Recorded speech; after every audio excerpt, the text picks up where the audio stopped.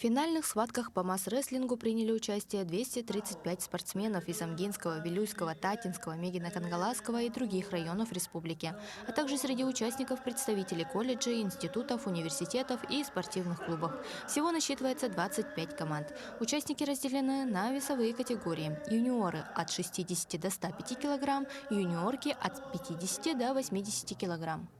Уровень спортсменов очень высокий, потому что это очень ответственный старт, несмотря что он не командный, личный, да, но на кону путевки на первенство России, которое у нас состоится 27-28 ноября в городе Суздаль.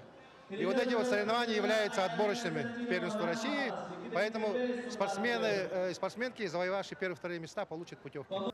Участники, выступившие в финальных схватках по масс-рестлингу, показали хорошую подготовку и боролись с завидным упорством. Яна Захарова является мастером спорта Республики Саха-Якутия по масс-рестлингу, 8-кратной чемпионкой России и тренирует спортсменов СВФУ. Ее воспитанники часто выступают на соревнованиях и являются неоднократными победителями. Большинство первокурсницы поступили в этом году. Наш университет тренируется месяц.